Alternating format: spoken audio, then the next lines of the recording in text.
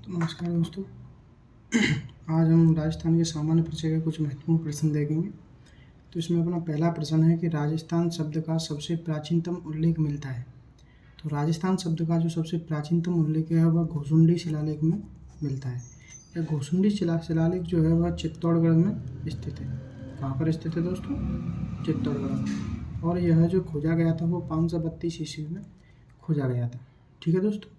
अब अपन बात करें बसंतगढ़ शिलालेख की। अगर आपके लिए यही प्रश्न होता है और उसमें घोसुंडी शिलालेख नहीं होता है तो इसका सही उत्तर जो होगा वह होगा बसंतगढ़ शिलालेख। मतलब फर्स्ट नंबर पे तो आपको घोसुंडी शिलालेख करना है। अगर घोसुंडी शिलालेख ऑप्शन में नहीं होता है तो उसके बाद आपको बसंतगढ़ शिलालेख करना है। बसंतगढ़ शिलालेख जो पाया गया था वो 625 ईस्वी में पाया गया था। यह जो है सिरोही में स्थित है और यह खीमल माता मंदिर में स्थित है। खीमल माता का जो मंदिर है सिरोही में ये वहाँ पर स्थित है। उसके बाद अपन बात करें बिजौलिया शिलालेख और सेवाड़ी शिलालेख। यह दोनों ही शिलालेख जो है वो चौहान वंश से संबंधित है। किससे संबंधित है दोस्तों? चौहान वंश से। बिजौलिया शिलालेख जो है इसमें चौहान वंश की उत्पत्ति वत्स गोत्रीय ब्राह्मणों से बताई गई है। किससे बताई गई है? वत्स गोत्रीय ब्राह्मणों की। और यह भीलवाड़ा में स्थित है। कहाँ पर स्थित है दोस्तों? भीलवाड़ा में। अब बात करें सेवाड़ी शिलालेख। सेवाड़ी शिलालेख जो है वो पाली गांव में स्थित है और इसमें चौहान वंश की उत्पत्ति इंद्र से बताई गई है। किससे बताई गई है? इंद्र से। ठीक है दोस्तों। अब अपन बात करते हैं अपने दूसरे प्रश्न के बारे में कि राजस्थान को सर्वप्रथम राजपूताना शब्द की संज्ञा किसने दी? तो राजस्थान को सर्वप्रथम जो राजपूताना शब्द की संज्ञा देने वाले जो थे उनका नाम था जॉर्ज थॉमस। कौन था? George Thomas. इन्होंने 1800 ईस्वी में इसके प्रमाण मिलते हैं कि इन्होंने राजस्थान को राजपूताना की संज्ञा दी। लेकिन वहीं अगर अपन लिखित प्रमाण की बात करें तो यह अपन को मिलते हैं 1805 में। कौन से प्रमाण? लिखित प्रमाण। अब बात आती है कि लिखित प्रमाण कहाँ से मिलते हैं। तो इनकी एक पुस्तक है इनके शिष्य विलियम फ्रैंकलिन की, the military memory of George Thomas. तो उससे इनके जो है लिखित प्रमाण मिलते हैं कि इन्होंने राजस्थान को राजपूताना कहा है। अब अपन बात करें कर्नल जेम्स टोड की। तो कर्नल जेम्स टोड ने राजस्थान को राजस्थान कहा है, रजवाड़ा कहा है और राजस्थान की संज्ञा दी है। इन्होंने कब दी थी? तो 1829 ईस्वी। अब अपन बात करें हेरोन महोदय। तो हेरोन महोदय का संबंध जो है वो अरावली पर्वतमाला किससे है? अरावली पर्वतमाला से है। अब अपन अगर अपने अगले प्रश्न की ओर बढ़ते हैं कि राजस्थान नाम को संवैधानिक मान्यता कब मिली। तो राजस्थान नाम को जो संवैधानिक मान्यता है वो 26 जनवरी 1950 को मिली थी। कब मिली थी? 26 जनवरी 1950 को। अगर अब बात करें 30 मार्च 1949 तो 30 मार्च 1949 को एकीकरण का चौथा चरण, एकीकरण का कौन सा चरण? चौथा चरण, फोर्थ चरण हुआ था, जिसे अपन बृहद राजस्थान के नाम से जानते हैं। ठीक है दोस्तों। अब अपन अगले प्रश्न की ओर बढ़ते हैं कि राजस्थान दिवस कब मनाया जाता है। तो राजस्थान दिवस जो हम सब जानते हैं भली बात इसके राजस्थान दिवस 30 मार्च को मनाया जाता है। क्यों? क्योंकि यहाँ फोर्थ चरण हुआ था इसका, एकीकरण का। और इसी दिन राजस्थान जो है, राजस्थान की जो कह सकते हैं अपन नींव रख दी गई थी कि राजस्थान क्या होगा, कैसा होगा। और चौथे चरण के समय जो अपने मुख्यमंत्री थे, सीएम, वो थे हीरालाल शास्त्री। 26 जनवरी की बात करें तो आपको पता है संवैधानिक रूप से मान्यता मिली। इस दिन अपना गणतंत्र दिवस मनाया जाता है। 1 नवंबर की बात करें तो 1 नवंबर 1956 को जो राजस्थान का 7वां चरण हुआ था एकीकरण का, और इस दिन जो है राजस्थान अपने वर्तमान स्वरूप में आया। कैसे स्वरूप में आया? वर्तमान स्वरूप में आया। ठीक है दोस्तों। इसके बाद अपन अपने अगले प्रश्न की ओर बढ़ते हैं कि राजस्थान एकीकरण के 7वें चरण में अलग किया गया स्थान था। तो देखिए राजस्थान का जब 7वां चरण हुआ था तो उसमें कुछ स्थान तो मिलाए गए थे और उनमें से एक स्थान जो अलग किया गया। तो अलग किया जो स्थान है वह है सिरोंज। कौन सा है? सिरोंज। सिरोंज दे दिया गया था एमपी को दे दिया गया था सिरोंज। उसके स्थान पर एमपी में से सुनील टप्पा जो है वो अपने राजस्थान में मिलाया गया था। ठीक है दोस्तों। अपन बात करें तो 7वें चरण में जो मिलाए गए स्थान अगर पूछे तो उनमें एक तो था अजमेर मेरवाड़ा, एक सुनील टप्पा और एक आबू देलवाड़ा। आबू देलवाड़ा जो है वह गुजरात का हिस्सा था। किसका हिस्सा था? गुजरात का। इसको जो मिलाने का श्रेय जो है वह गोकुल भाई भट्ट को जाता है। किसको जाता है? गोकुल भाई भट्ट को। इनको गोकुल भाई भट्ट जो इन्हें राजस्थान का गांधी भी कहा जाता है। क्या कहा जाता है? राजस्थान का गांधी, गोकुल भाई भट्ट को। तो अगला प्रश्न देखते हैं अपन। अगला प्रश्न है, राजस्थान में संभागीय व्यवस्था पुनः कब प्रारंभ हुई? पुनः कब प्रारंभ हुई? प्रश्न को ध्यान से पढ़ना, पुनः कब प्रारंभ हुई। सर्वप्रथम जो है संभागीय व्यवस्था अपना जो चौथा चरण था उसमें प्रारंभ हुई। सर्वप्रथम प्रारंभ कब हुई? 30 मार्च 1949 को। लेकिन यह पूछ रहा है कि पुनः प्रारंभ हुई थी, वह हुई थी 26 जनवरी 1987 को। लेकिन सर्वप्रथम की बात करें तो 30 मार्च 1949 को, जब जो अपने सीएम थे हीरालाल शास्त्री, तो उनके द्वारा संभागीय व्यवस्था प्रारंभ की गई। ठीक है दोस्तों। और 1 अप्रैल 1962 को जो मोहनलाल सुखाड़िया सीएम हुए थे, कौन हुए थे?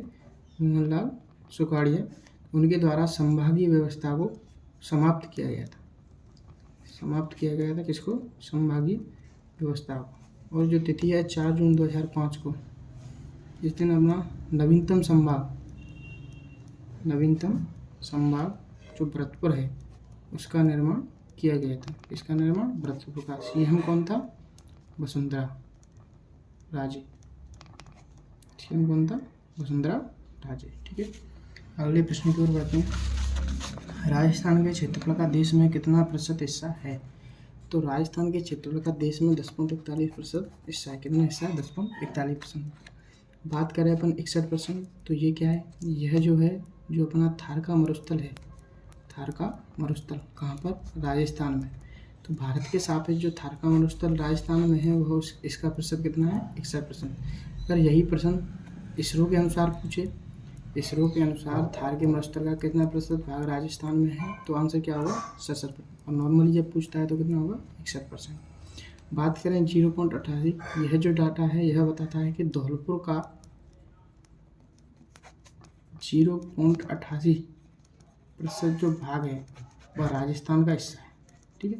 अगर राजस्थान के क्षेत्रफल के सापेक्ष अगर अपन धौलपुर के क्षेत्रफल की तुलना करें तो वह कितना होगा? 0.88%। आगे समझ में?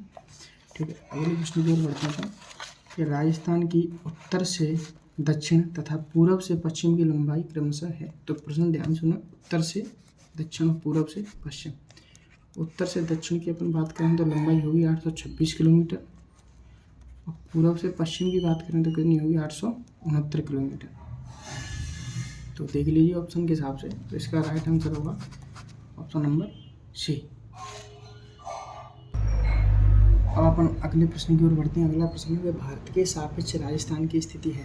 तो भारत के सापेक्ष जब हम राजस्थान की स्थिति देखते हैं तो इसका सही उत्तर होगा उत्तर पश्चिम दिशा में वायव्य कोण। अब इसमें कुछ ध्यान देने वाली बात ये है, अगर किसी भी चीज़ के सापेक्ष अगर राजस्थान की स्थिति पूछी गई हो और उसमें अंत में कहीं पर भी आग्नेय कोण हो तो वह तो बिल्कुल ही कैसा होगा? गलत होगा। वो तो ऑप्शन आपको करना ही नहीं है। ठीक है।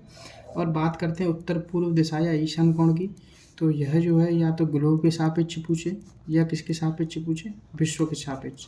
ग्लोब के सापेक्ष या विश्व के सापेक्ष पूछेंगे राजस्थान की स्थिति, तो क्या होगी? उत्तर पूर्व दिशा या ईशान कोण।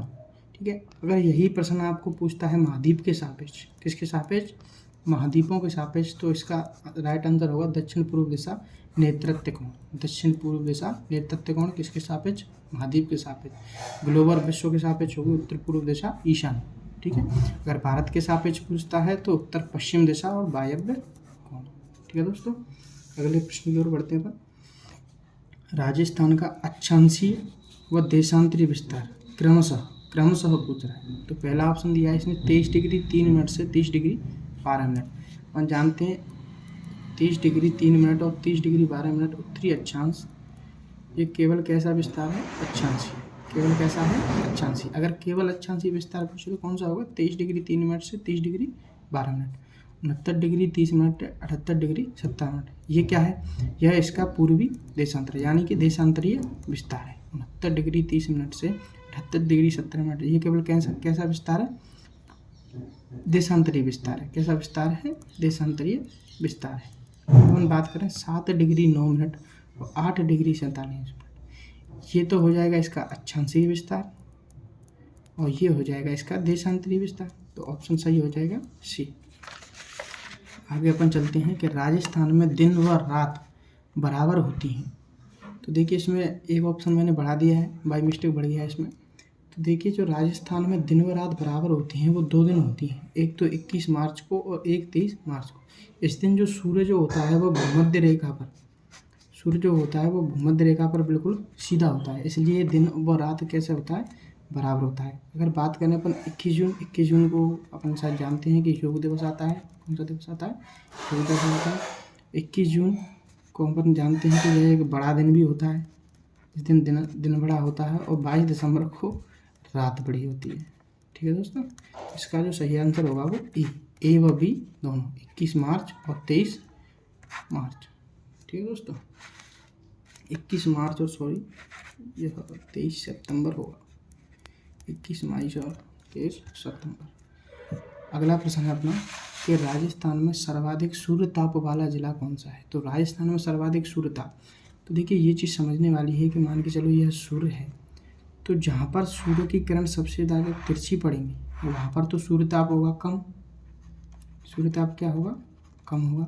लेकिन जहाँ पर सूर्य की किरणें लंबवत पड़ेंगी वहाँ पर सूर्य ताप कैसा होगा, अधिक, सूर्य ताप कैसा होगा, अधिक। तो अपन यह तो भली बात जानते हैं कि सूर्य जो लंबवत जो है वो किरण कहाँ पर पड़ती हैं, बांसवाड़ा में, और तिरछी कहाँ पर पड़ती हैं, गंगा, कहाँ पर पड़ती हैं, गंगा में। तो सूर्य ताप अधिक कहाँ पर होगा, बांसवाड़ा। ठीक, और अपन बात करें सबसे पहले सूर्य उदय और सूर्य अस्त कहाँ होता है। सबसे पहले सूर्य उदय और सूर्यास्त कहाँ पर होता है, धौल पर। तो यह थे आपके महत्वपूर्ण प्रश्न। आपका लगभग पूरा जो राजस्थान का सामान्य परिचय उसका रिवीजन हो गया होगा, 10 प्रश्न और आएंगे इसी तरह से, और आप में राजस्थान का सामान्य परिचय का जो टॉपिक है वो समाप्त हो जाएगा। ठीक है, धन्यवाद। वीडियो देखने के लिए धन्यवाद। अगर आपको यह जानकारी अच्छी लगी हो, महत्वपूर्ण लगी हो, तो चैनल को सब्सक्राइब करें और बेल आइकन को दबाना